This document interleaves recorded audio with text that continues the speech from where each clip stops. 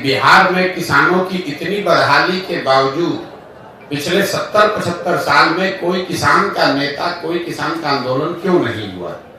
इसलिए नहीं हुआ कि बिहार में किसानों की संख्या, विशुद्ध किसानों की संख्या बहुत कम है। जो लोग किसान हैं, जो जमीन के मालिक हैं, वो खेती किसानी नहीं कर रहे हैं, वो रेंट पर अपनी जमीन को दे रहे हैं। उनको किसानों के मुद्दों से बहुत सरोकार नहीं है।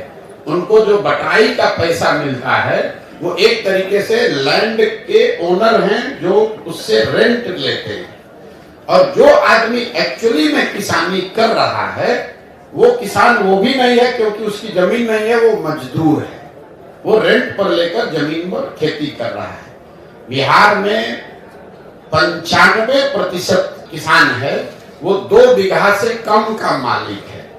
तो उसकी जो खेती है वो खाने वाली खेती है, कमाने वाली खेती नहीं है। गांव देहात में आप सुनते होंगे, लोग कहते हैं कि भैया रोपनी करने आए हैं, कटिया करने आए हैं, कमाने के लिए इसके बाद पंजाब जाएंगे, कोयम्बटूर जाएंगे। क्यों ऐसा लोग कहते हैं? क्योंकि खेती यहाँ के लोगों की समझ में, नजर में खाने का जरिया है। अपने और अपने बच्चों के लिए खाने की सुनिश्चितता हो जाए।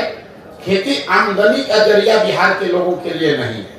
इस बात की गंभीरता और इसकी गहराई को आप समझिएगा, गहराई में जाकर तब आपको पता चलेगा कि बिहार में इतना बड़ा इकोनॉमी रूरल और एग्रीकल्चर आधारित होने के बाद भी जहां आज तक सहकारिता के क्षेत्र में कुछ काम नहीं हुआ, आज तक यहाँ पर फार्मर्स एसोसिएशंस नहीं बने, आज तक यहाँ किसानों के लिए कोई बीज और फसल के बेचने की व्यवस्था सरकारी या गैर सरकारी नहीं बनाई गई, और किसान यहाँ हर साल अपने फसल को 30-40% कम दाम पर बेचकर भी आंदोलित क्यों नहीं होता है? अभी आप देख रहे हैं कि देश में किसानों का आंदोलन चल रहा है। वो कौन किसान है? वो पंजाब के किसान हैं, हरियाणा के किसान हैं, जिन्होंने अपना धान सरकारी मंडियों में पंजाब में 2100 रुपया में बेचा है। पूरे बिहार में किसानों ने धान बेचा है 1600 में, 1700 में, लेकिन बिहार का एक भी आदमी किसान दिल्ली आंदोलन में नहीं गया है, क्योंकि यहाँ पर विशुद्ध किसान बचे ही नहीं हैं। लोग खेती से, किसानी से अपने जीवन को बेहतर बनाने का रास्ता नहीं देखते हैं, वो खेती को खाने का जरिया मानते हैं, और इस तलाश में, इस अवसर में बैठे हैं कि कोई नौकरी मिल जाए, कोई धंधा मिल जाए कि खेती से जान छूटे, 1 बीघा जमीन भी है तो उसको बटाई पर दे, गांव छोड़कर भागे। इसलिए किसानों की समस्या यहाँ बहुत बड़ी है। इसको नए सिरे से सोचने, समझने और सुधारने की जरूरत है।